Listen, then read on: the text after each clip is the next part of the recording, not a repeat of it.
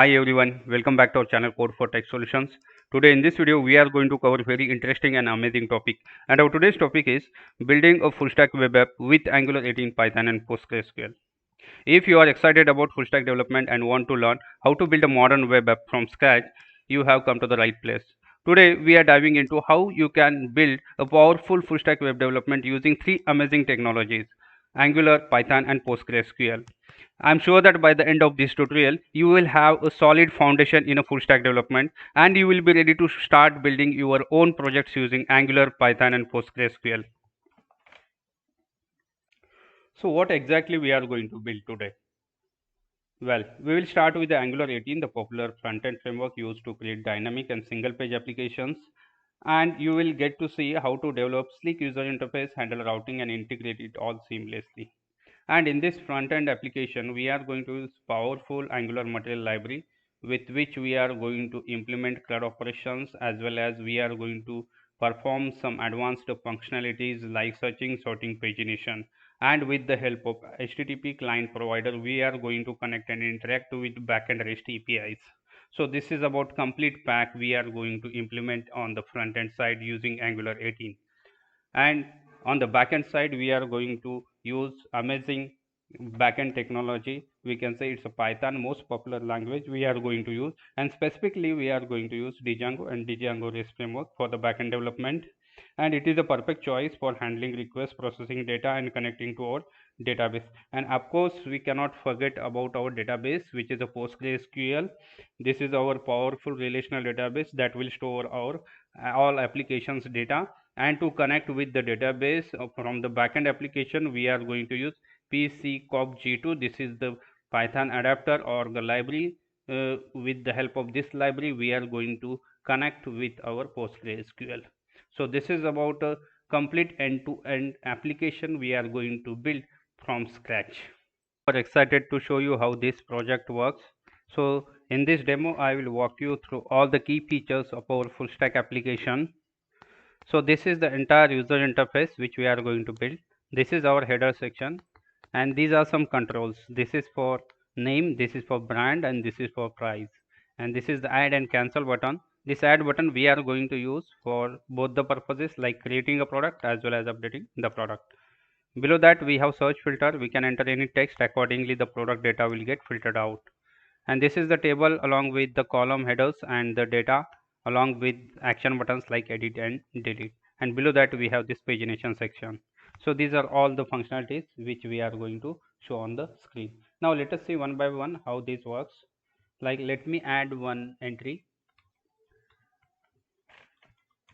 Let us add XPS, which is a brand, let's say Dell, and we can enter some amount, let's say $125, and we can add it. We can go to the last record. We can see it has added successfully. Like this way we can create any product we want. Like we can enter any other product, and accordingly once we click on add button, it will get added. So this is about addition of the product. Now if you want to edit any product, like we can simply click on this edit button, and here that record will get populated. Now let's say we can change it to some, instead of NV we can use Elite, and we can keep the same brand as HP, and we can modify the amount, let's say $99, and we can add it. Now we can see this Elite is updated successfully, this record. So with this edit button we can update any record, any product we want. Similar way, if you want to delete any record, let's say this is the iMac book. Now if you want to delete that, once we click on OK button, so the record will get deleted. So this is about all the CRUD functionality we are going to implement. Similar way, if you want to filter any record, let's say if you want to filter all the Dell records, we can search for Dell, let's say for Apple and for Microsoft. Seems good. Now let us search for individual product, XPS and iPhone. It is working. So this is about filter will work for our product data. Similar way, we are going to implement our sorting functionality. This is for product related sorting. This is for no name sorting in ascending and descending order. and this is for brand. Okay, so this is about the sorting which we are going to implement using the Angular material. And next, like we can see, this is the pagination section we are going to implement, and in that per page we are going to show 4 records. Now once we click on next page, it will take us to the next page. Likewise, it will keep on taking us, and once we reach on last page, it will disable the next page and last page button, because we do not have any further page to show. Similar way, once we click on previous button, it will take us to the previous page. Likewise, it will keep on taking us. Now per page we are showing the 4 records. Like we can control the number of records from here, and let's say this is the last page. If we click on last page, it will take us to the last, and if we click on first page, it will take us to the first page, and the number of records we can control from here. So this is about controlling the number of records. So all this functionality we are going to implement from scratch. So I will request you all to please do not forget any step in between, so that you will replicate the similar kind of application, or you will create the similar full stack as is. So this is our channel, Code for Tech Solutions. If you are enjoying the content, don't forget to hit that like button, subscribe to stay connected and updated, and share this video with your friends. Also drop a comment below to let me know your thoughts if you have any questions. So I have built several projects using different tech stacks, and each one offers something unique. Don't forget to check out the rest of the videos in the series for more insight into these full stack applications, and hit subscribe to follow along with new updates. Now let us create our database using PostgreSQL, and for that we are going to use pgadmin tool, which is a database management tool. So let us open this pgadmin tool, pgadmin 4. Now once you open it and enter your username and password, it will show the user interface like this. And once you expand this PostgreSQL, you will see databases, login groups and role and table spaces. Now here, to create a database, we can create right click on this database, and we have option create database. We can click on that, and here we can create our new database with name. Like in our case, we are going to create product underscore master, and this is the owner or user we can say, and we can click on save button. Now here you can see we have successfully created product underscore master table, and it has all these default folders, and we can see it has schemas, inside which it has public schema. If you want to create some custom schema, you can create that. Right now we are using public schema. Inside that public, we have this table. Right now we do not have any table because we have not created as of now. Now this is about database creation. Now next thing what we can do, so let us open our application. So here we can create our open our VS Code editor. For that we can use this command.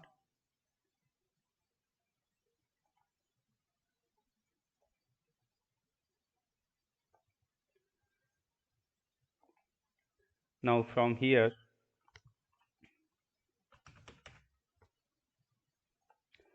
we can create first thing we can do, like we can create our virtual environment using this command. So this is the command which will create a virtual environment. You can see this is the virtual environment with these subfolders like include, lib and script.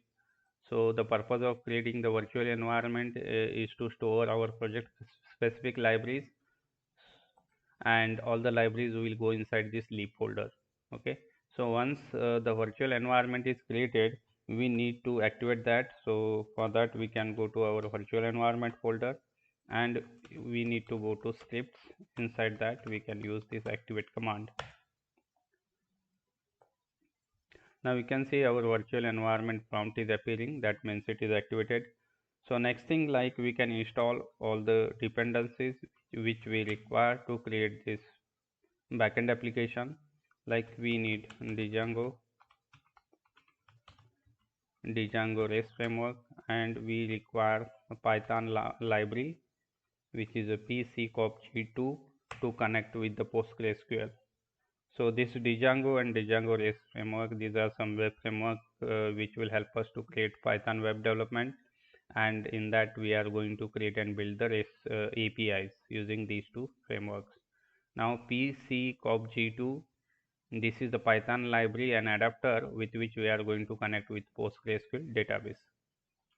Now you can see the dependencies inside this lib folder, or you can use the piplist command once it is installed.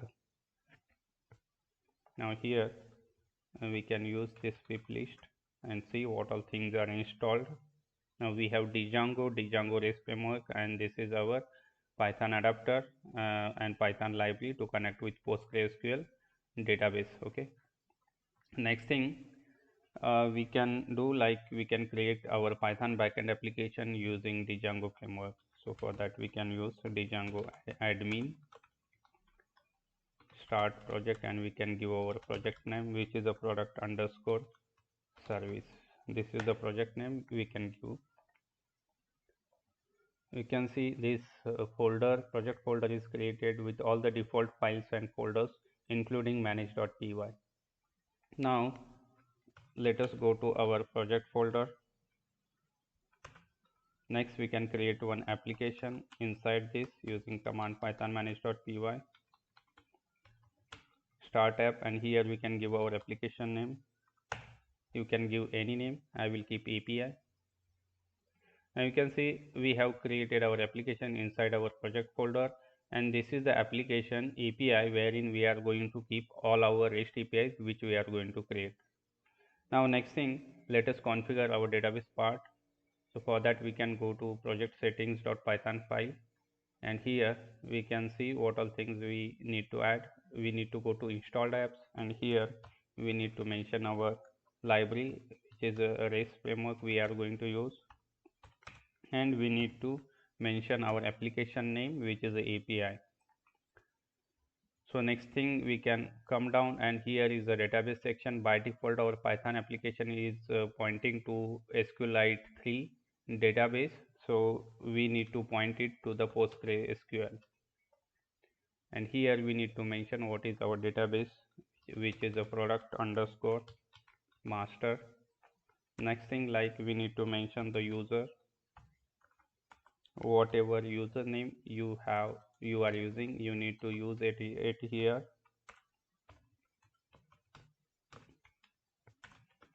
Next, password.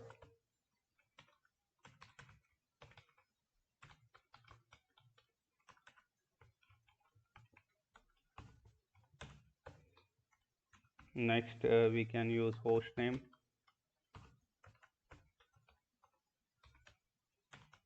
which is a local host, and port.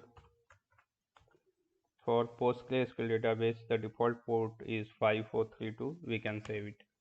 So we have successfully configured our database section inside our settings.python file. What all things are required?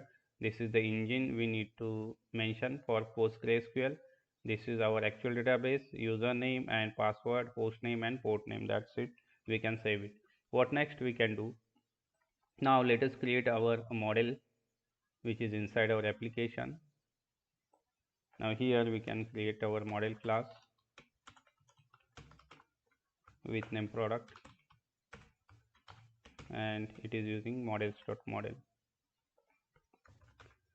Next thing, like we can use what all properties we are going to use, like let's say models.char field, and here we can mention max length, let's say it's 150, and we can copy this property.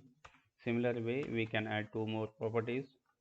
One is for our brand, and this is for price, and for price we can use integer field.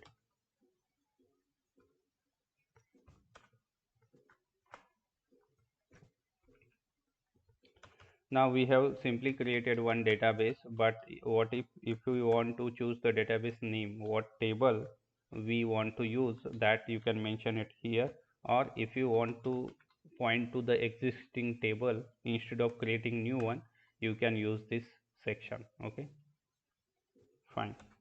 Now here we can add string interpretation, and here we can return some property, like let's say it's a name, and we can save it. Now we are done with our model creation. Now what next we can do, like let us create one serializer inside our application. So the purpose of creating the serializer is to convert our model instance into our JSON format. Now we can use our REST framework and we can import serializers. Next thing, we need to add our model and we can create our serializer class. Let's say it's a product serializer, which is using serializers dot model serializer, and here we can use like class meta, and here we can use what model we are going to use, which is a product, and what all field we want to use for serialization. We can mention all those fields, or we can mention all if you want to serialize all fields. You can specify the particular fields or you can mention all. Now we have successfully created the serializer, and as I told you, the purpose of this serializer is to convert our model instance into JSON format. Seems good. Now let us create the migration and apply that. So for that we can use the command. Let me clear it. And here we can use this command python manage.py, and this is the command which we can use to create our migration files. This command will prepare the migration file with which we can create our database schema on the backend side. Now, so this is the migration is prepared. Now to complete the migration, we need to execute one more command, which is python manage.py migrate. This command will actually create the tables on the backend side. Like these are some tables it has created. Now let us check on the backend side. This is our product underscore master. We can go to schema public schemas, and this is the table section. Now we need to refresh it. You can see all these tables it has created, and this is our table product with columns like ID, name, brand, and price. Whatever columns we have mentioned, it has created successfully. Seems good. Now let us create our view. So this is our view class, and here we can import our view sets, and here we can use our import our model, which is a product, and we can import the serializers.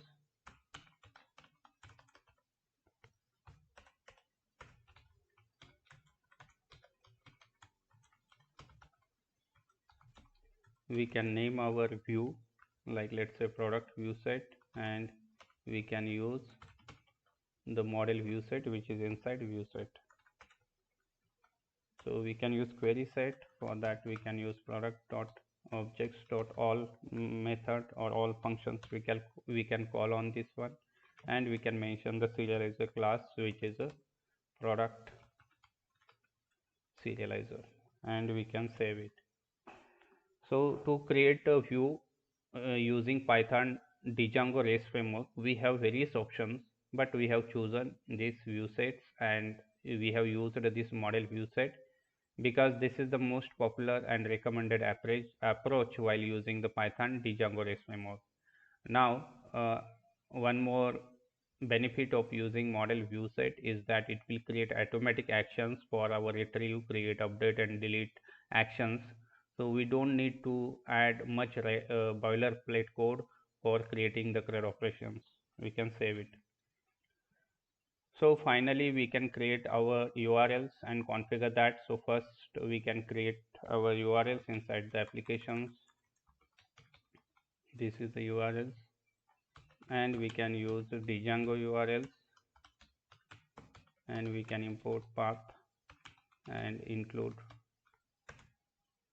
Next thing, like we can use the REST framework dot routers, and we are going to use a default router. And finally we can import our view set, which is a product view set. Now we can create one router which is using default router, and we need to register our router. Like here we can use this is the products endpoint, and here we can use our product view set as an view set. Finally we can create URL patterns, and inside that we can add path, and here we can mention API underscore slash our path should start from, and here we can include our router.urls. That's it, we can save it. So to create our application URL, what we have done, like we are using Django URLs, so that it will map our URLs with path or endpoints. Next thing, like we are using the default router from our REST framework, and this is our view set. Now here we have initialized our router, and we are using the default router. Next we have registered our view set with the router, and these are the URL patterns. Like this is the path start with API, and this is the product endpoint, and we are using router.urls. Seems good. Next, similar way we need to configure our project URLs. Now let us include our project URLs, application URL. Inside this we need to include, we can make it blank, and here we can include our API application URLs, and we need to add import for this include, and we can save it. With this we are done with our all coding stuff. Now next thing, like we can run our application. So before you run our application, make sure you have saved everything.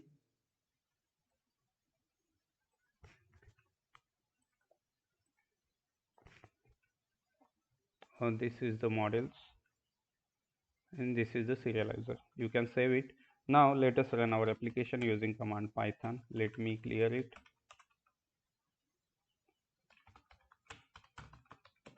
Python manage.py, and we can use the run server command.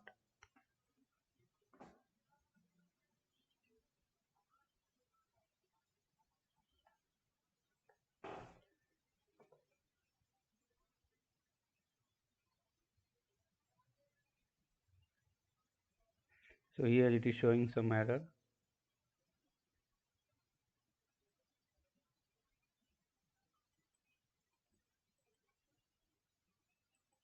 Okay, so there is a, we can check it here, URL, there is a spelling mistake, it should be URLs, and we can save it.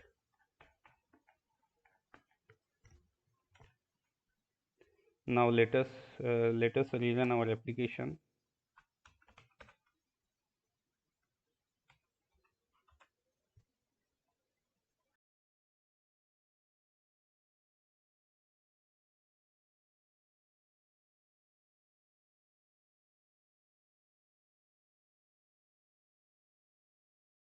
Now we can see our application has started on development server, and this is the URL we can click on, and here we can prepare a path like API slash products.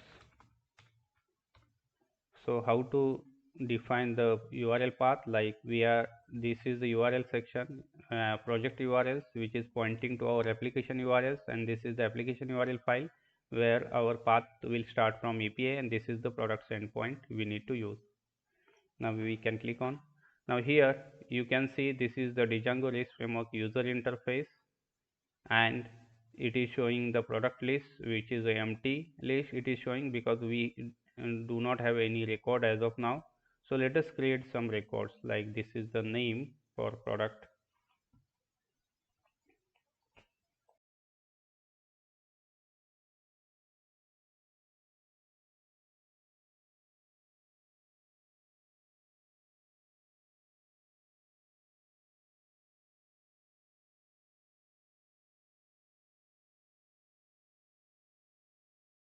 So we have successfully added one entry.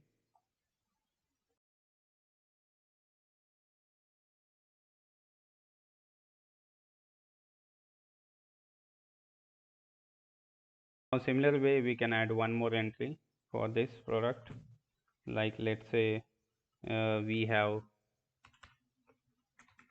iPhone 15, and which is a brand of Apple,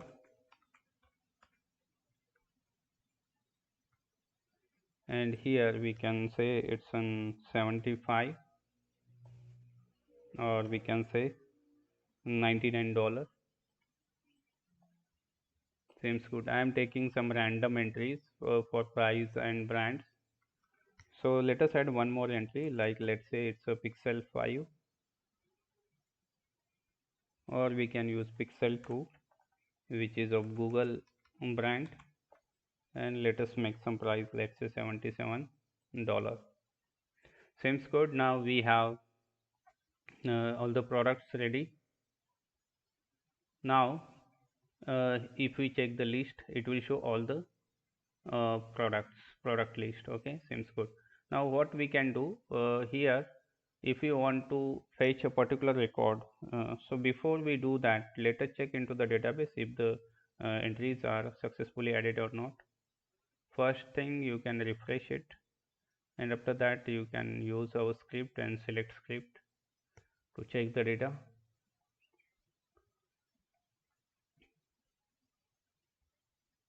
Now we can run this script. We can see it is showing all the records which we have just added. Seems good. Now to fetch any record, we can simply enter the ID for that record. It will fetch the respective record. Now we can see these controls are populated with this entry now, and here is a put button. If you want to modify any entry, so we can use this, like here let's say we can use elite, and which is of HP product. We can say elite G2 HP product, and here we can say it is of $125. We can see the record is successfully modified. We can cross check into the list as well as into the database. Seems good. Now similar way, if you want to delete any entry, we can enter the ID for that entry, and here you can see we have the delete option. Once we click on delete, and once we confirm the delete button, the record will get deleted. Now let us check on it, the list, like we have this two records, because the third one we have just deleted. Now let us cross check into the database once. Seems good. We have two records, which is as expected. So with this, we are done with our CRUD operations, which are working fine, and we have tested successfully using the Django REST framework user interface. Now our backend application is running on some different port and host. Similar way, our front-end application will be running on some different host and port. Now our backend application may show course origin issue for the front-end application, and our front-end application is Angular. So for that reason, we need to install our course module or proper library which is available in the Python side. So let us do that. We can use pip install Django course headers. So this is the library we need to install just to avoid course origin issue. Now once it is installed, we can use this pip list command and check if it is installed. Seems good. Now we need to do a few more steps. We need to go to settings, and this is the installed app. Inside that we need to add this course headers. Similar way, we need to add inside middleware.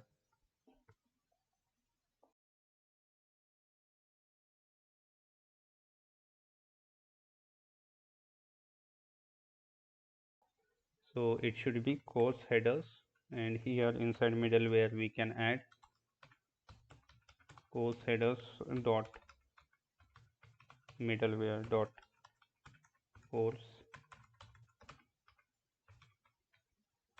middleware.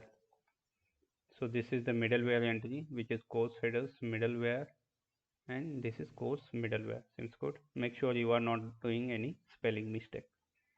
And one more thing, to enable the course origin, we need to add course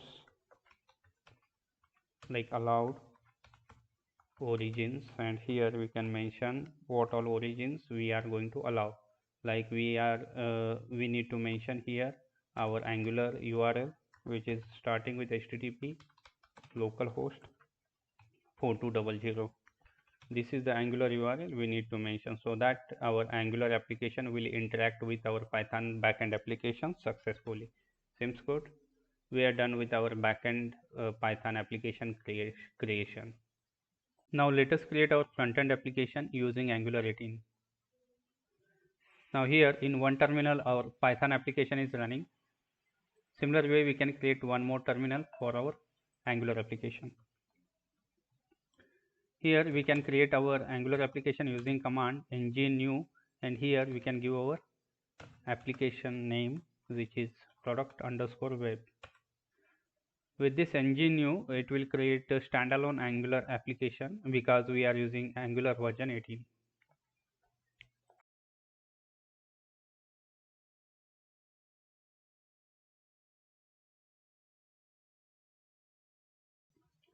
We can select this CSS, and server side rendering we can say no, and it has started installing the packages. We can wait for a few seconds. Now we can see it has successfully installed the packages. Now next thing, we can go to our project folder, which is product underscore web, and we can run our application using command ng-ser-o. It will launch our application into the browser.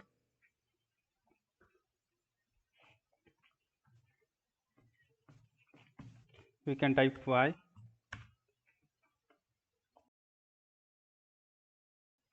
We can see it has created product underscore web project folder for front end, and it has created all the default files and folders including our package.json file.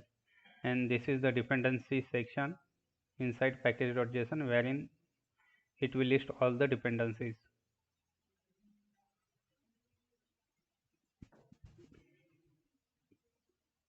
Now we can copy this URL and open into the browser.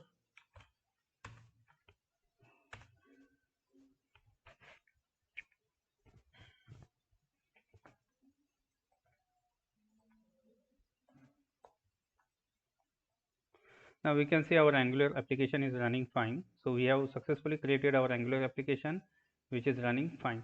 Now next thing what we can do, you can observe our Angular application is running on some different port, whereas our backend application is running on some different port. Okay, so to make a communication in between these two, we need to create a proxy for that. So we can create one proxy file, proxy.config.json file, and here inside this we can mention this is the endpoint start with /API, and here we can mention what is the target backend URL, and here we can copy this URL and edit it here.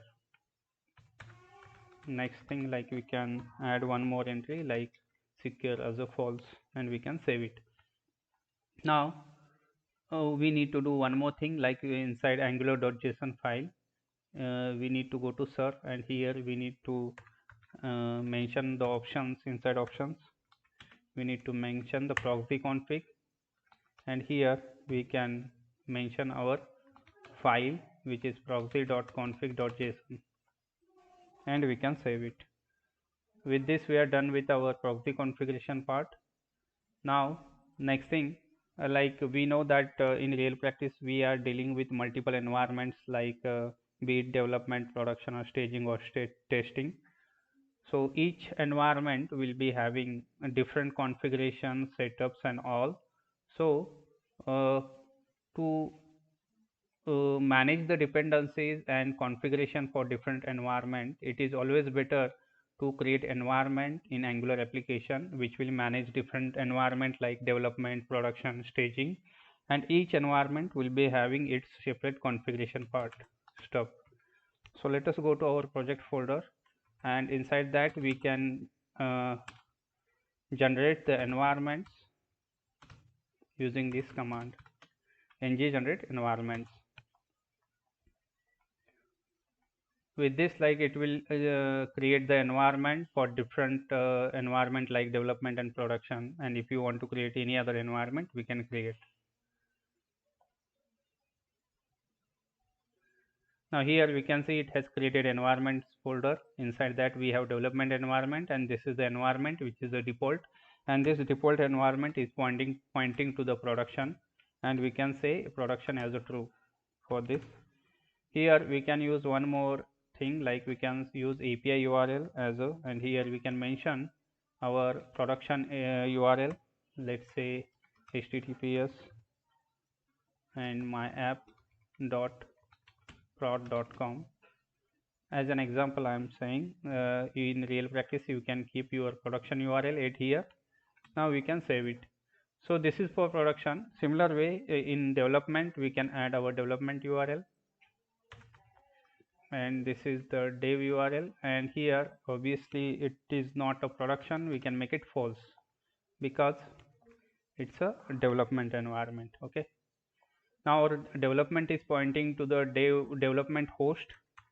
So right now we are using the local host, so let us do one thing. Here we can point our development environment to the local, and this is our local host URL, which is 4200, and we can save it. This is the API URL we can use for development environment. Next thing what we can do, we can go to angular.json file, and inside that we have configuration section. So this is the configuration section. So this is for production and this is for development configuration.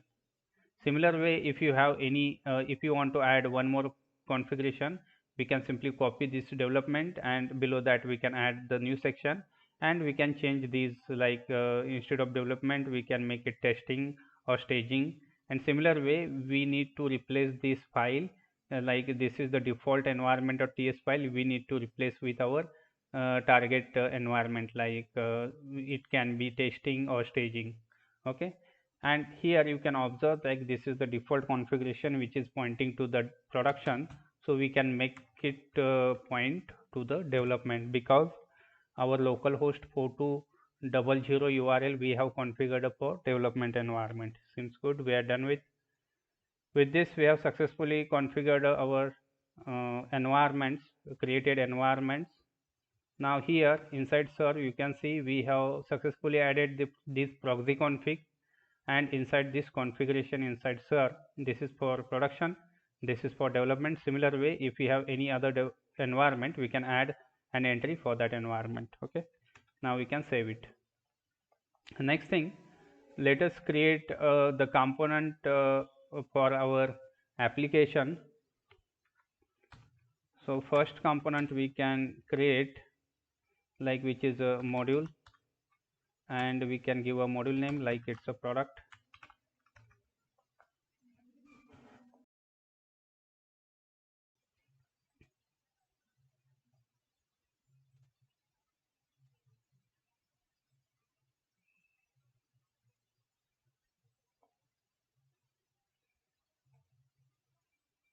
Now here we can see it has created a product module. Now next thing what we can do, we can create our service, and we can create service inside product module, and we can give service name as a product.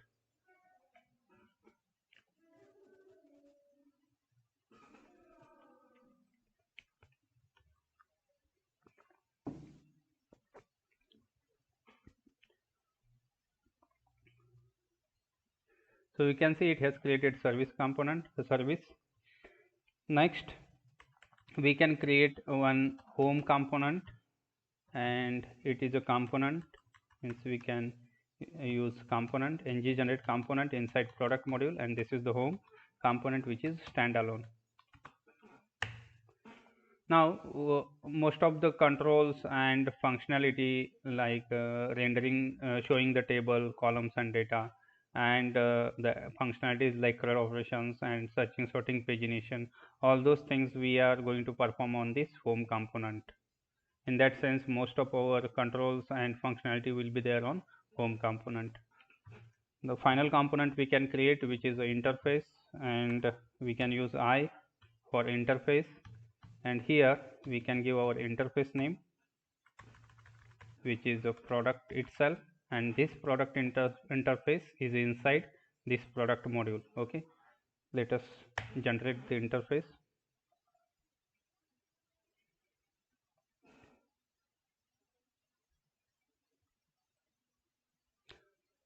Now let me recap what we have done for this component generation. First, we have created our product module. Next, we have created our service. Next, we have created our home component, and each component is having its own CSS, HTML, text file and TS file. Okay, and finally we have created our interface with name product. Now we can add properties for this product. First is a ID. Next we can say it's a name, which is a kind of string. Next we can use a brand, which is again string, and finally we can use price, which is again a number. So this is about interface. Now let us create our routing part. So here inside this routing we can add path, and here we can mention some path like product/home. For this path, what component we are going to generate, that is the home component. Similar way we can copy this path and we can add few more paths. Like let's say instead of this path, if we type just products in a URL, in that case also it should redirect to our home page and generate the home component. And here we can use path match as a full, or we can add one more entry. Let's say if there is a blank URL, in that case again we are going to redirect to the home page. Okay, so anyway we are going to redirect to the home page, and you can see this is the app.component.html. so it will get shown from this app.com. So main our entry point of our application is a main.ts, from where our application will get bootstrapped, and it will use this app component. Okay, app component.ts and app config. Now here if we click on app component.ts, it will show here, and what template it is going to generate. This is the app component.html. Now inside this it is showing all these like hello product web. So let me show this. This is the hello, and congratulations, your app is running. So all this stuff it is showing on this page. Now let me clear everything from this page, and let us add our router outlet. Now let us go to our router. Here we can check. Now we can see inside this is the component, and through the router outlet it will show the home component. Okay, and this is our home component, wherein it is showing home.html, where it is showing homeworks. Okay, and same it is showing. That means our router is working fine. Now next thing what we can do, let us design our home page.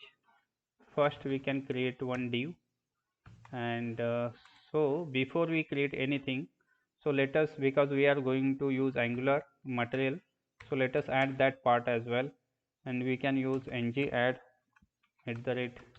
@angular/material, so that it will add Angular material library in our application.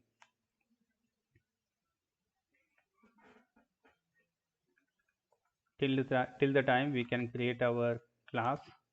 Let's say it's a product main class for the container, product container we can call, and here we can add some style, we can add some width, let's say 778 pixel. Now here for Angular material installation we can say y, type y8 here. Now here for style width we have mentioned a similar way we can add some margin top. Let's say this is a 20 pixel or we can say 30 pixel. Let us make 20 pixel and we can add margin top as well, margin left, which is let's say 30 pixel, and we can save it.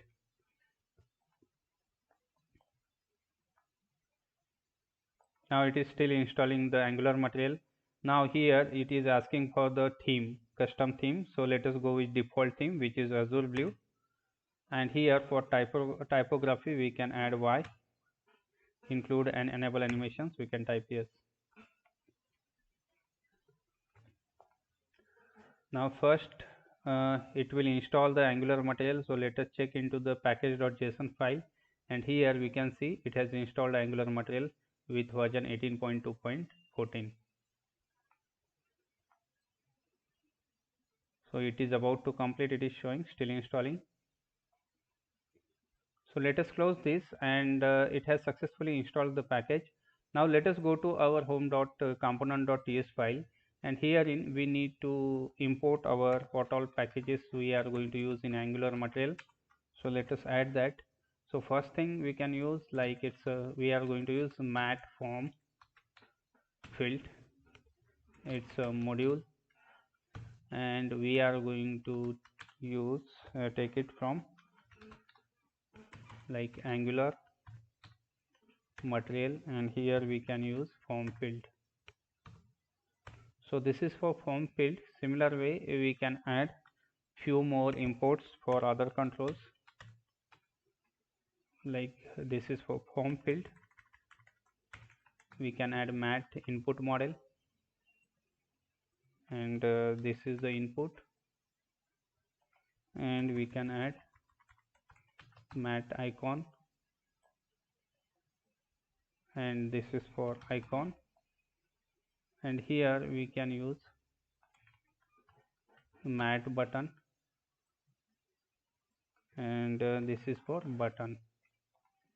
And all these material modules we can add into import list, so that we can make use of all those. This is for icon, and this is for button. And as we need other controls, we can keep on adding. Now this much is enough. Now let us generate our home page. So here we can first use mat form field, and here we can add some style. Let's say it's a 175 pixel width, let's say 175 pixel, and we can add some height, let's say 63 pixel.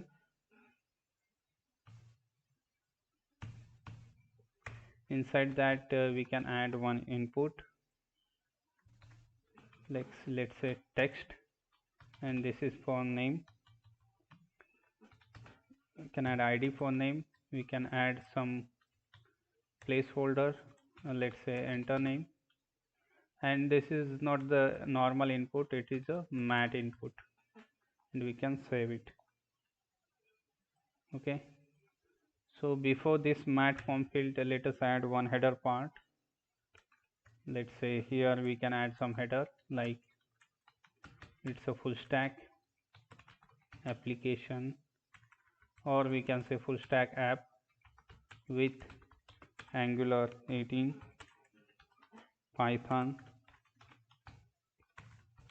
Django, and PostgreSQL, and we can save this header part. It is showing this header. Now let us add some style to this header as well.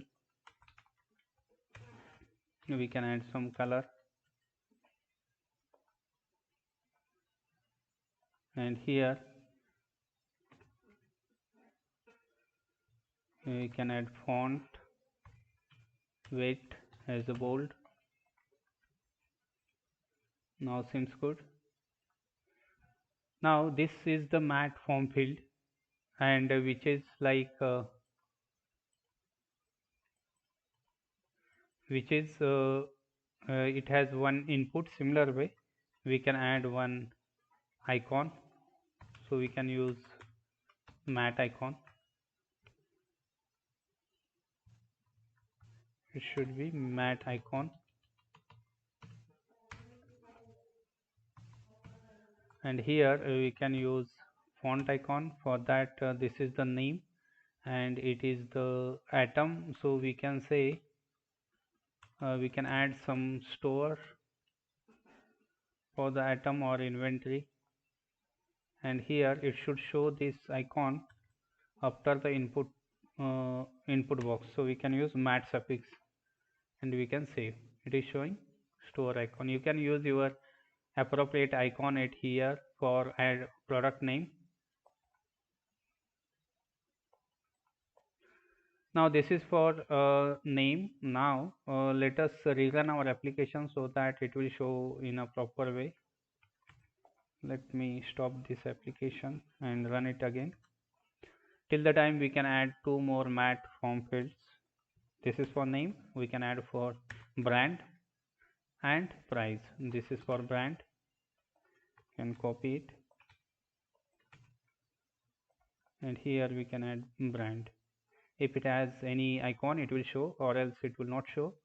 Now here this is for price. We can add price, and we can copy for price, and for price to show the icon to show the like we can. Now it seems good. It is showing the mat form field, which is as expected. Now for to show the price icon, what we can use, we can show the dollar icon. So for that we can use monetization on, so this will show the dollar field. Now seems good. It is showing dollar field, and this is the brand and this is the price. Now let us add some spacing in between these two form fields, like we can add margin left, let's say 15 pixel, and we can save it.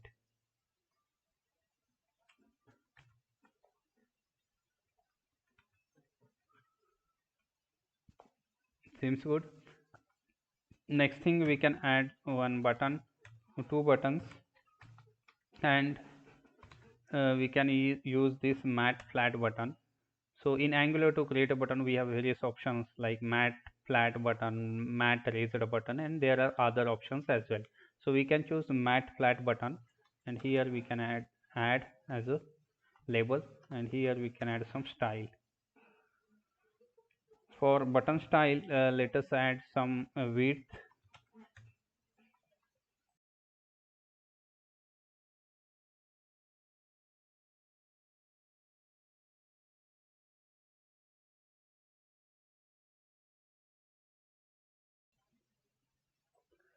or instead of width we can simply add uh, like let's say we can add some margin left, let's say 25 pixel, and after that we can add one background color. For that we can use some purple color which is for this, and we can save it. Seems good. It is showing add button. Okay, now next thing what we can do, similar way we can create one more button which is for cancel, and for cancel button we can show some red color, and we can save it. Now there is a distance, so we can reduce the margin left and make it 15 and save it. Now it seems good. It is looking fine. Now let us like for this font, this text is coming below line on the next line, so we can choose h5 header. Let us make it as an h5 and check.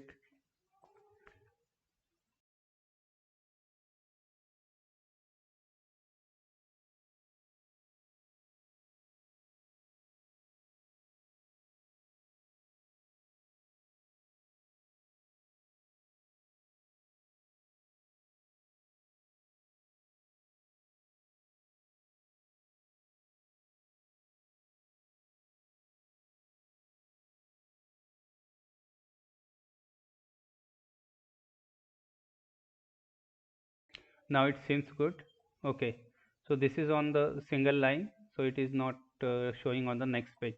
Now similar way, we can add one search filter below this. Okay, so for that we can copy one mat form field and add below this. Now here we can add one line break, and after that we can add this, and here this is for search input, and we can copy add it here, and here we can say instead of enter we can say we can search product here. Okay, so we can use search product. So here we can save it, and here we can add search icon, and we don't need the margin left, we can remove it. And for this we can add here T is not showing product T, so let us make some width a 182 pixel. It seems good. Let us check. Now it seems good, it is looking fine. Now we have all these controls for name, brand, price, and this is for search filter, and these are the add and cancel button, and this is the header. Now next thing, like we need to show table columns. Here below this we need to show the table along with columns and data. So let us work on that part. So here we can search for, or we have already one tab it here. Now here we can search for Angular material table, and here we can click on this table.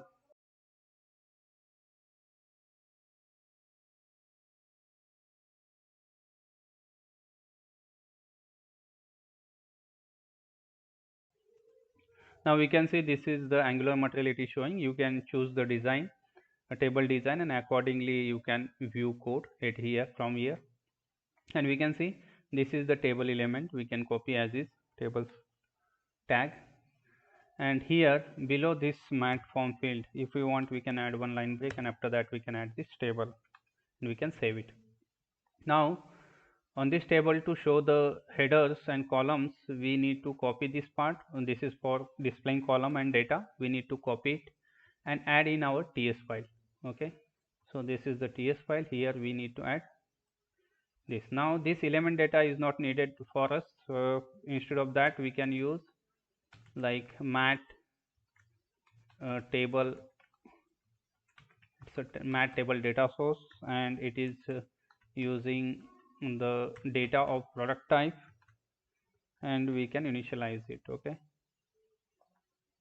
here we need to import for product, and for this we need to add one import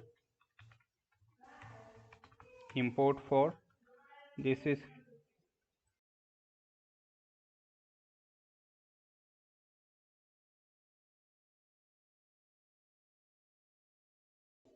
so this is the mat table data source, and we can add mat table module, and we can take it from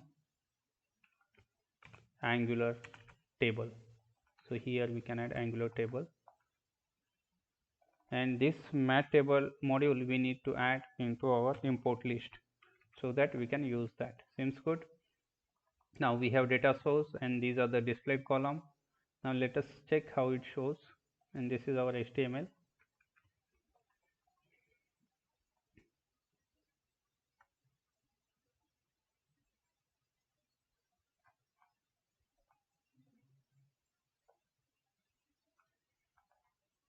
Now it is still reloading. Now you can see it is showing the headers, column headers, which is as expected. Now these are the copied headers, so we don't want these headers, rather we are going to use our header names. So let us do that. For that we can go to our home.component.ts file.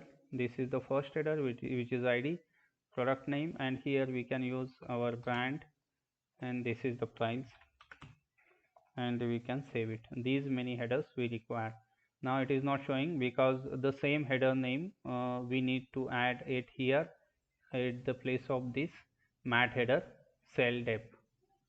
Okay, so mat column depth we need to add the similar headers or it will not work.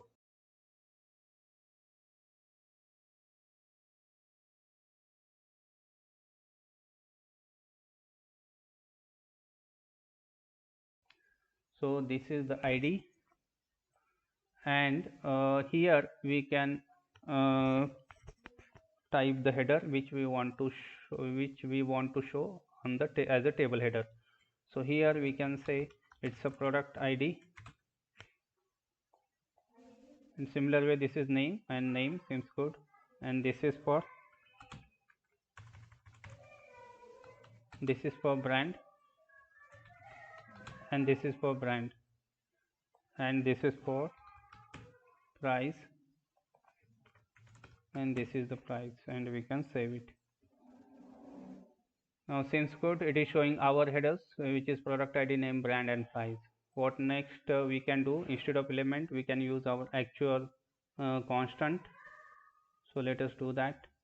Now here we can define one product constant which is of type product, and here we can assign the fields which is the id, which is we can assign it with 0. This is the name which is blank, and after that we can use brand which is blank again, and after that we can use price which is we can initialize it with 0, and we can save it. Now this is for a particular individual product which we want to use. Similar way we can use one more products constant which will hold which is the type of product array, and we can initialize it with some empty array. Now these products which will hold the list of product or array of product, and this is the individual product variable we have defined. Now let us use this product and products into our home.component.html. So here instead of element we can use product, which is a more readable and it makes sense as well.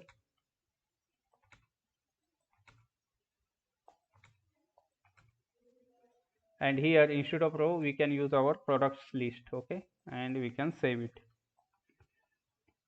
Seems good. Now this is about the columns. Now it is not showing any data as such. Okay, table data. Now to show the table data, so we first need to create our get API uh, which will consume the data from the get API which we have written on the backend side. So let us see how we can write the get API inside our Angular application. Now first of all we need to go to our application entry point. This is our Angular application entry point from where our application will get bootstrapped. Here first thing, like this is the component it will use, like app component it will use, and this is the app config. So this is the configuration stuff component wherein we need to mention what all configuration we are going to use for this application. So here if we are going to use HTTP client, so we need to use that provider it here so that we can make use of Angular HTTP client. Like we say provide HTTP client, we need to make an entry of that. So it tells the configuration that we are going to use HTTP client to call our HTTPs. Okay. Now let us go to our service component. Here we can initialize inside constructor we can use our service variable which is HTTP client, which is of type HTTP client, and we can save it. Now let us define one base variable, like this is the base URL we can say, which is of type string, and we can assign it with slash API slash ours are the products. That's it. Now let us create one get API with name get products, which will return the products, and we can use observable, and here we can mention what is the return type, which is a product array it will return, and here we can say return like this dot http client, and here we can call get method. Now inside this get method we need to prepare our URL. Okay, so for that first we need to use our, let us go to our environment, development environment, and here we can see this is the our starting URL, which should start with http localhost 4200. This API URL we need to access inside our service. So let us import our development environment here.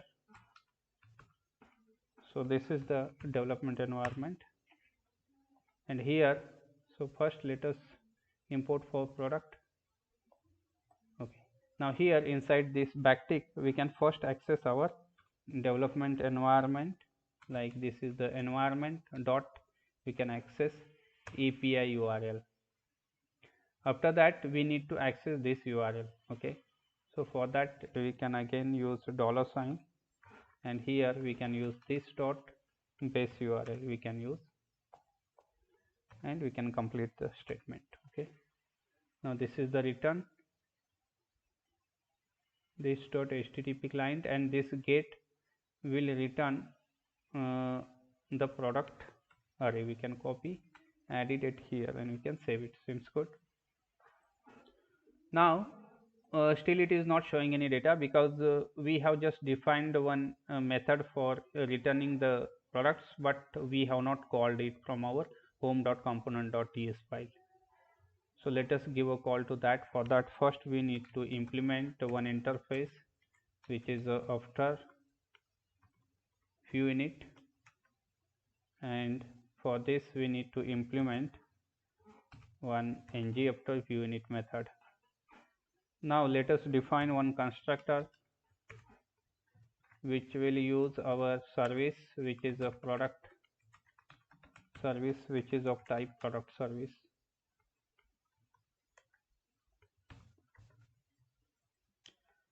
Now here we can call our product service, this dot product service dot, we can call our service method get products, and this will, for this we can subscribe, which will return data as a callback, and here we can assign this data to our local variable, which is a products. This data we are going to assign to products. So fine, now this is the return data, and the same data we are assigning to these products. Now it is still not showing the data, because if we go at HTML file, so we can see for table it is using data source. So we need to populate data source so that it will show on the page. Okay, now this is the data source, we can copy as is and edit it here, and here we can use like this dot data source, and here we can pass the return data, which is this one, to this data source, and we can save. Now we can see it is showing the data as expected, but it is not showing the brand, price, and product ID. So let us check why it is not showing. So let us go back to our HTML, and here we can see this should be ID instead of position, and this is the name, and this should be brand, and this should be price. Seems good. Now we can save it and let us check. Seems good, it is showing the data which is as expected. If you cross check on the database side, so let us cross check on the database side. Now we have two records which is as expected. Seems good. Now we are done with our get API. Focus on our post or create product functionality. So for that, first inside this controls, whenever we enter any name, brand or price, so that time we need to capture this data into some model. Now let us do that first. So for that we need to add some imports. We can import, let's say, forms module. Next we can import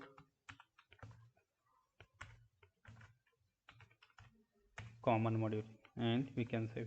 Now these two imports we can add to our import list, it here, and this is the common module, and we can add it import list, and we can save it. Now let us go to our HTML, and here we can go to our these controls, like these are mat form fields, and for these fields we can use, like this is the ng model we can use. For that we can use, so this is for name, product dot name we can use. So this is for name. Similar way we can copy and add for other, like one for brand, and there is one is for price, and that's it, we can save it. Now let us check. Seems good. Now here for data it is showing price, which is a number. So let us add some dollar sign or currency sign so that it will look good. Now here we are showing the price. So here we can add one pipe, and here we can use currency.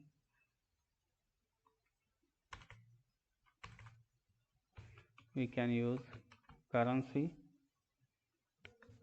and for that we can use, for dollar we can use USD, and here we can use like symbol, and here we need to complete the bracket.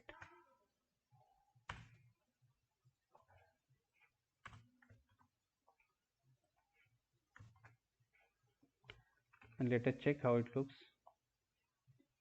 Now it is showing the dollar sign, seems good, but it is showing some, okay, we need to complete.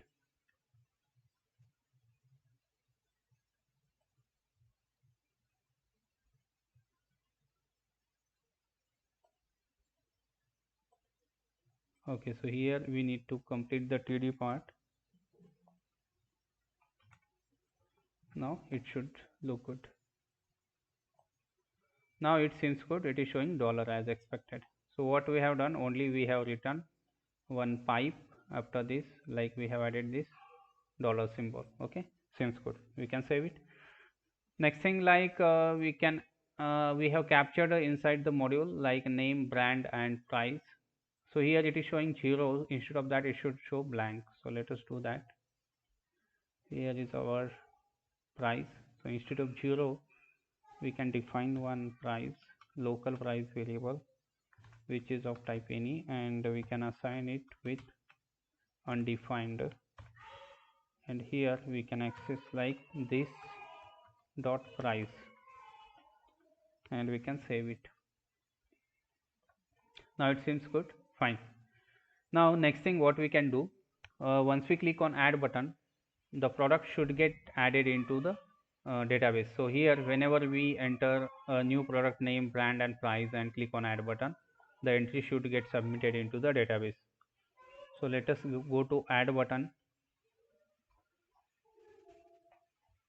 So this is our add button. Here we can add click functionality, and we can use like add update product. This add button we are going to use for add and update purpose, and we are passing the, for add button we are passing new product, or to update we are passing modified product. We can copy this, and we need to add one constant function for this. Now here we can say it is a, we can simply say it's a product which is of type product, and to actually use this method uh, before we use this method, we first need to create one post method inside our product service. So let us do that. We can copy this part, and here we can use, like, this is the create product, and we can remove this part, and here we can use our post method, and it will return a individual product for this post. And for this post, like, to create a post, we need some data which is of type product new data, and here we need to pass that data. That's it, and we can save it. So this is the create product we need to call from our home.component.ts. So let us do that. We can use this dot product service, we can give a call to, and here we can use product create product. Inside that we need to add this product, and after that we can call subscribe, and here we can use next. Here we have data, we can log this data, and here we can log the message like new product created successfully. And after that, just to avoid a refresh part, we can use window dot location dot reload.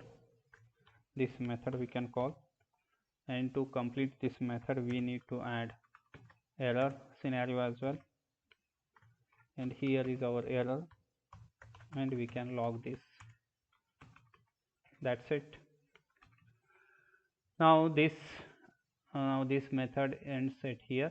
Now this add and update method is we are going to use for both add and update. So what we can check here, like, if our product dot id is not equal to 0, that means it has some id which is not equal to 0. In that case we need to update the product, or else if it is a 0, that means it's a new product, we need to create a product.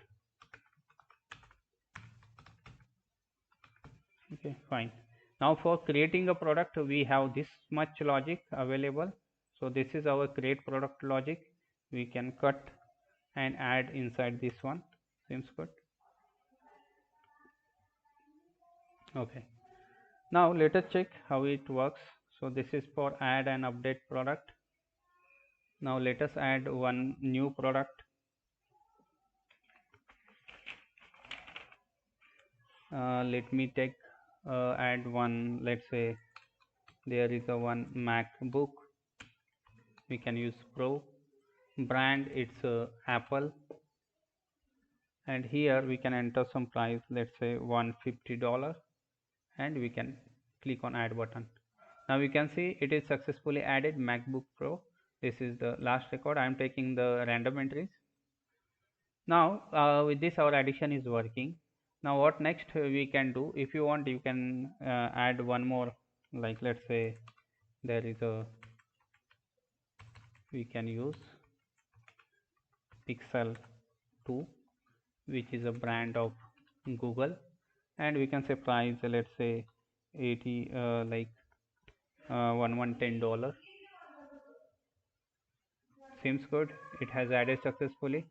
With this our addition is working. Next thing we can do, like, we can work on update button. Now before we do update button, before that we need to add our edit and delete action buttons into the table. So let us do that. Now we need to go to our HTML file,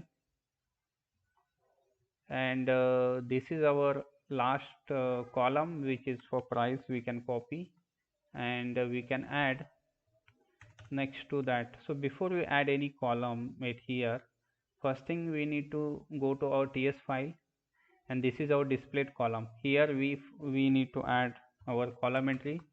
First column we are going to add as an edit, and next last one as a delete. Now we can save it. Now it is not showing anything, because similar way we need to add two columns inside HTML. So one for edit, and we can say it's edit, and instead of this stuff we can use one button, create one button. Let's say it's a matte flat button. We can give some label, edit. Let us add some style, background color, and we can use same background color 6200 EA, which is a purple color. You can save it. Now it is not showing, so let us add similar way, like let me, so this is for delete, and here we can say it is delete, and we can copy this button as is.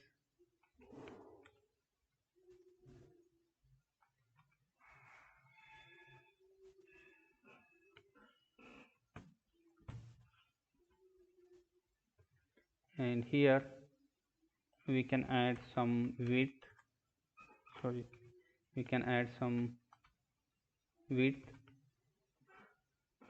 So for this width we can set auto, and for height we can add some height, let's say 27 pixel. Similar way we can keep it, copy it, and add for delete button, and this is delete label. Now we can save this and check how it looks.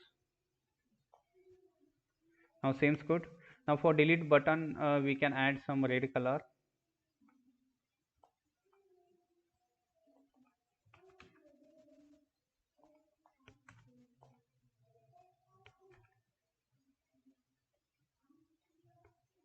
Now seems good.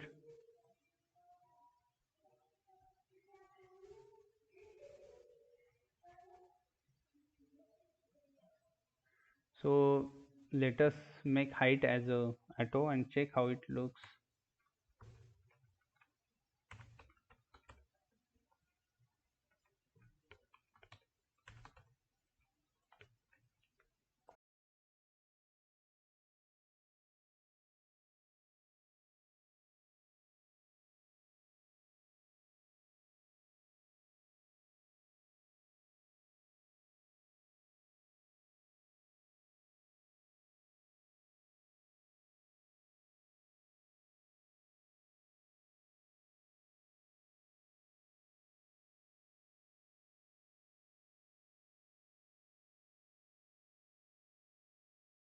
So we have made height changed from 27 to 28.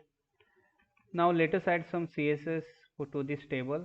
So let me copy some stuff. So this much we can copy and add to our style.css it here, and we can save it. Now it seems good. Now let us go to our home.html, and here we can make it 27 height, which will look good. This is the 27, and here again we can make it 27, and we can save it. Now it looks good. Now we can check what we have added into styles.css. Now we have added these three elements. So this is for header row, this is the header row. For that we have mentioned the background color and height, and this is the like row height, 30 pixel we have mentioned for row height, and this is for every nth child, which is even color we have set. Okay, so with this we are done with our CSS. This is the small part of CSS. Seems good. Now what next we can do, once we click on edit button, so this row data should get populated to respective name, brand, and price. So let us do that. Now we can go to our edit button, and here we can use click, and here we can say set product, and here we can pass the product. For that we need to mention one constant function, and here let us define it here, set product. This is the passed row data, we can say row data we have received it here, which is of type product, and here we can set like we can use this dot product, which is our local variable. We can set id from our row data dot id. Similar way we can copy it and add for name, and this is for brand, and finally we have price, and we can save it. Now what once we click on edit button, it is getting uh, populated in the respective form controls. Seems good. This is for Mac, iPhone. Okay, fine. Now it is showing. Now once we modify this entries and click on add button, it should update the record. So for that we can write some code. Now this code is for creating a new product, so we can copy this code stuff and add it here for updation, and we can make some changes. Now first thing what we can do, we need to create one update method inside our service. So let us do that. So this is our service, and here we can use create. This is the update, and this is the modified data we want to update. Now for the update button, to update operation, we can either use put or patch method. This is the http put method we can use, and to update the data we need to pass like our base URL. Here we need to pass our data.id as well. Okay, so for that we can use data.id, we need to pass, and we can save it.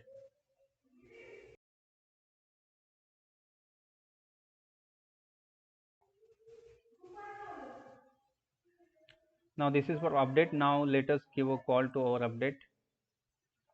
So here instead of create product we can use update product, and this is the modified product we need to pass.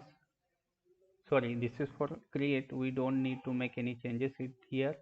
We need to make changes at our update method here, update section. This is for update, and this is the modified product we received. Now here we can say it is for update, so we can say product updated successfully, and we can reload it and we can save it. Seems good. Now let us check how it works. Now let us say this is the pixel 2, or else we can edit this Mac Pro. Let us add some new data. Instead of Mac Pro, let us use our,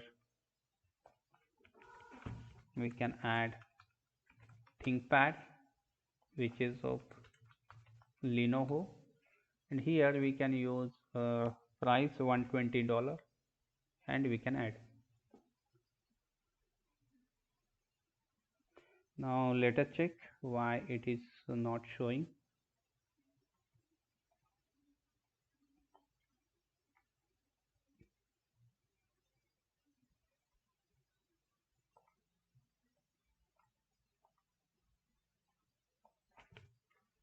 This is ThinkPad, and here we can add Lenovo, and we can make, let's say, $130, and we can click on add button.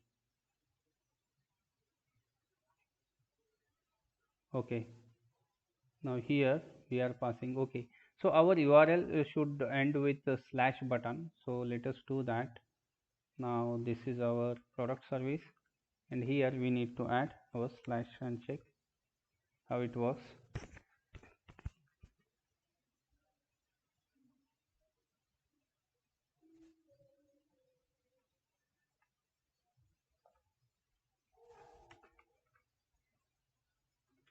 We can use Genbook, and it's Asus, and price we can use $121, and we can click on add button. Now we can see it has successfully updated with the Genbook. Seems good.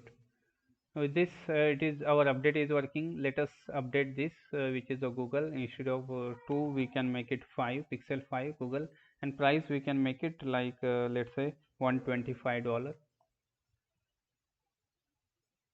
Now sorry, pixel 5 and price is 125. Seems good. It is working as expected.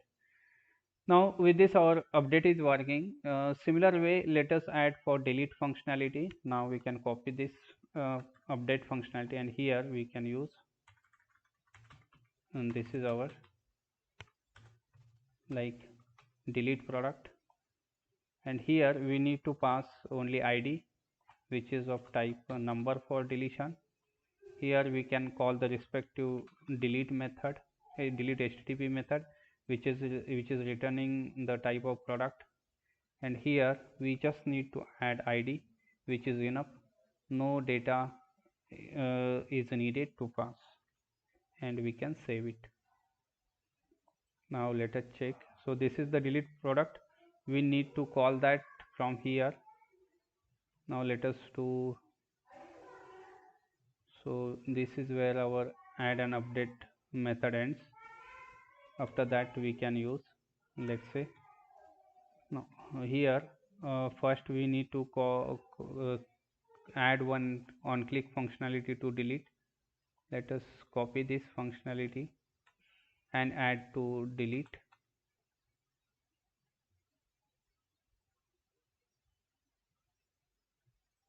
Now here we can say, we can call delete product, and here we need to pass only id, which is enough on delete product, and we can save it, and we can give one delete product function. Now this ends at here. Now here we can call delete product. It has we have received a row id, product id, which is of type number, and here we can call the method on our product service. Here we can call delete product. Here we can pass this id, and here we can call subscribe, and here we will receive here we will, so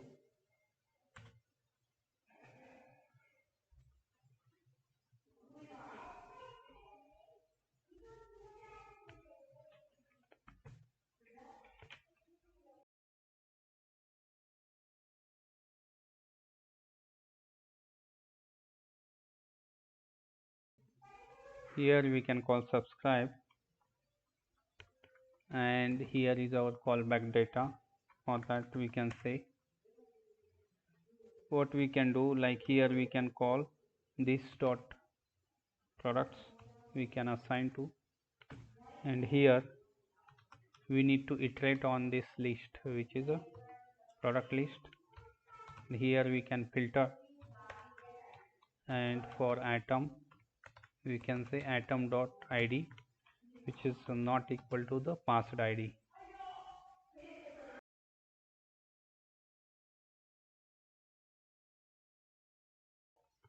Now we can see here we are collecting all the atoms excluding this id which we have passed. That means we have deleted this entry for this id, given id. Okay, so after this just to avoid the refresh, we can call window dot location dot reload, and we can save it. Now this is the data, and we have assigned the filtered list to the data by excluding or deleting this id. Seems good. Now before this we need to ask whether we want to delete it. We can say it is confirm, and here we can use window dot confirm, and here we can ask, are you sure you want to delete?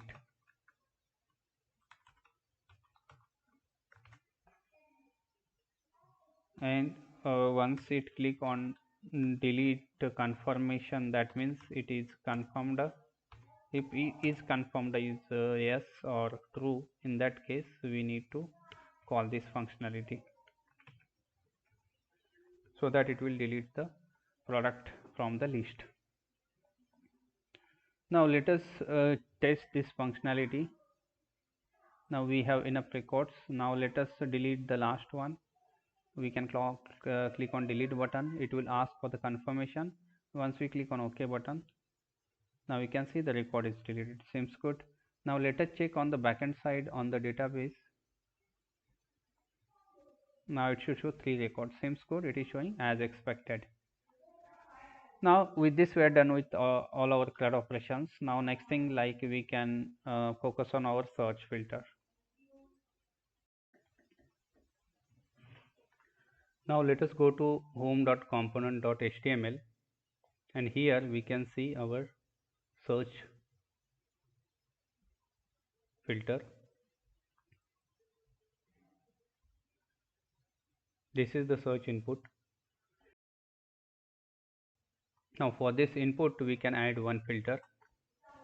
Let's say this is our filter, and here we can use, like, once we enter any text for this input, we need to call the one method which is search products, and here we can call like filter dot value we need to pass. For this we need to define one constant or function inside our ES file. Now here we can use search products. This is the input which is of type any. So we have three fields, like price, name and brand.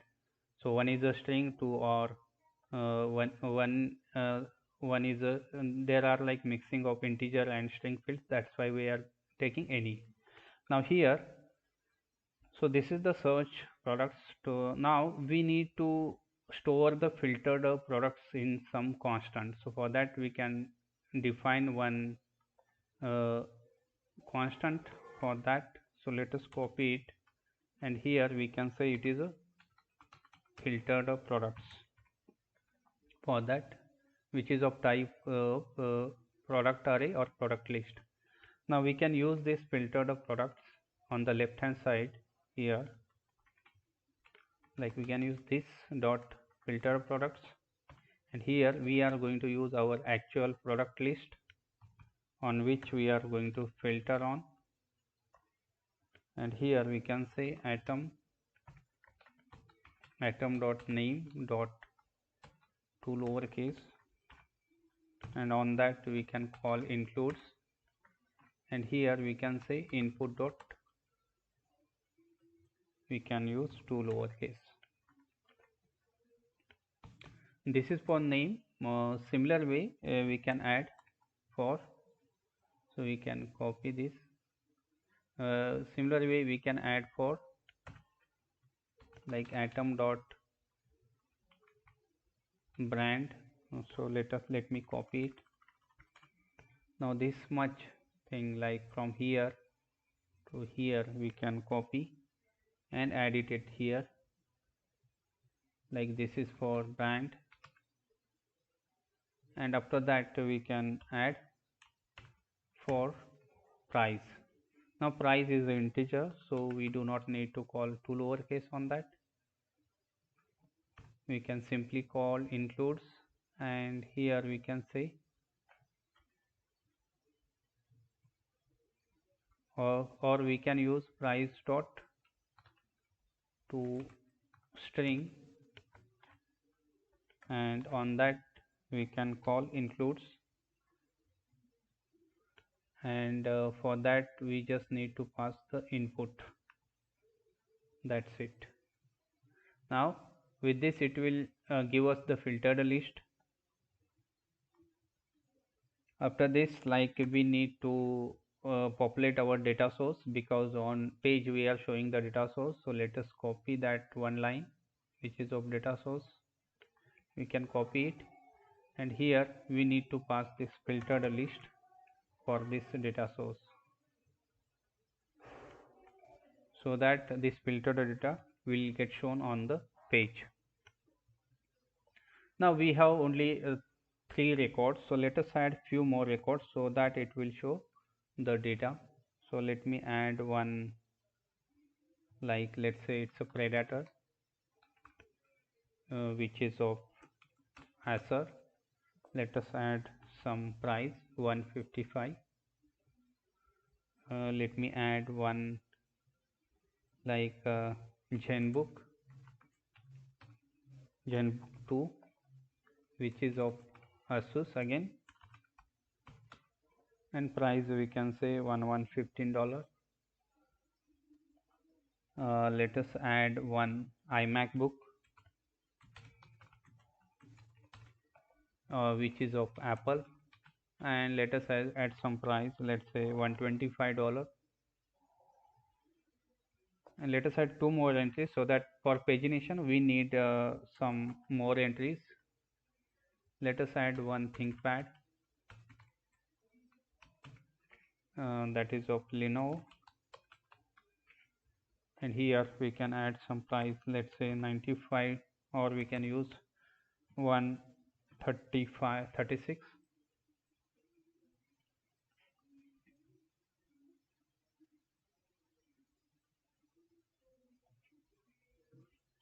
Let us add one XPS, which is of brand Dell, and here we can enter some price 111. Now we have at least enough record to show. Now let us start with our filter. Let us add check for Inspiron, seems good. For Asus, seems good. For Apple brand, okay, fine. Let's say for Zenbook, it is showing, okay. Now our filter is working fine. So next thing, we can focus on our sorting functionality. For that we can go back to our table, Angular table, and here we can scroll down and check for the sorting section. So this is the pagination section. After that we have sorting functionality, okay, and this is the table. Let us view code.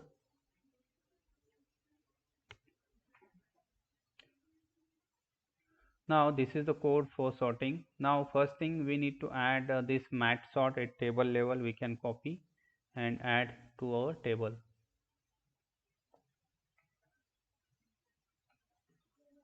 Now this is our table. Here we can add this mat sort.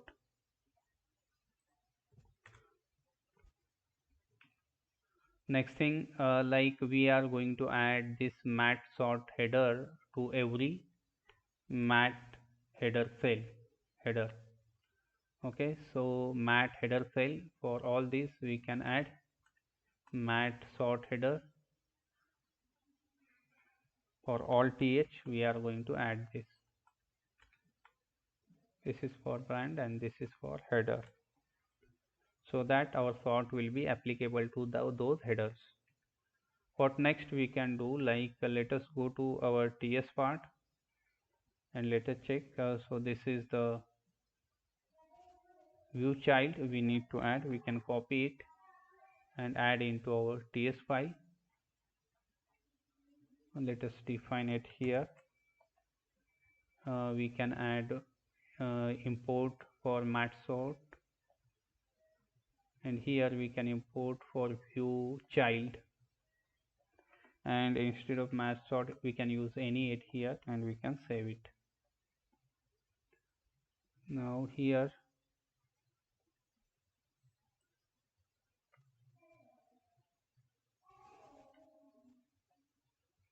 mat sort, here we have added mat sort. Similar way we can add mat sort module, and we can add into the list of imports it here, and we can save it. Now let us check what else we need to add. Like this is the view child for mat sort. Now we need to initialize it inside our ngFter view unit. We can add that code. Here we can add our mat sort so that it will be applicable to our table data. Now let us see how it looks. how it works. Okay, so this is our table data. Now let us apply sorting on name. So this is on name in ascending and this is in descending. Now this is in, let us check, this is on name, this is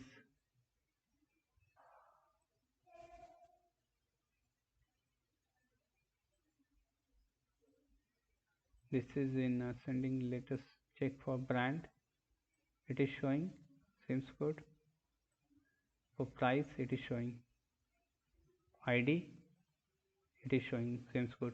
Only name, let us check what is happened at name. Now this is the mat sort header, this is for price and this is for name. Let us save it first and let us check.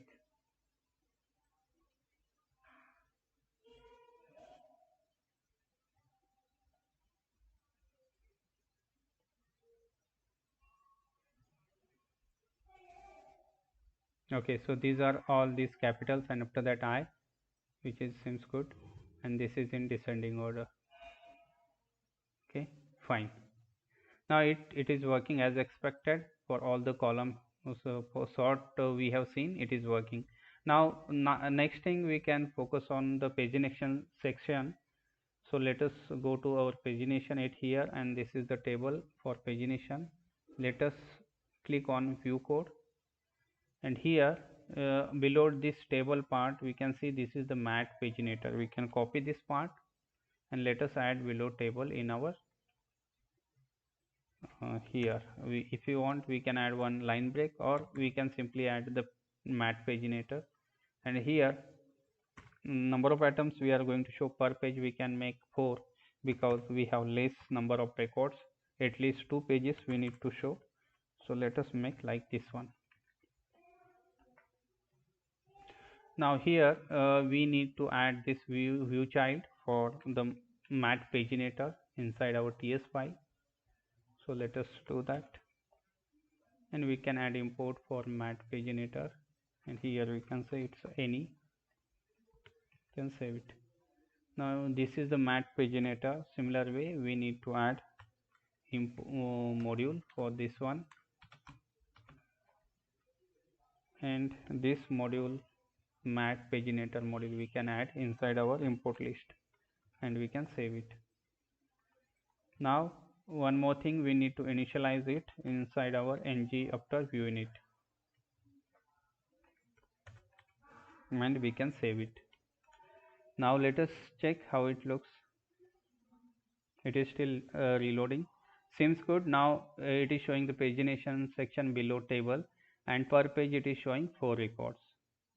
Okay, now if we click on next page, it will show the next page, and right now we have only 8 records. That's why we have this is the last page, and as we are on the last page, it is disabling next and last page, which is as expected. If we click on previous page, it will take us to the previous 4 records or previous page, and as we are on the first page, it is disabling previous, first and previous page. If we click on last page, it will take us to the last page. If we click on first page, it will take us to the first page. If we click on next, it will take us to the next, and if we click on previous, it will show the previous page.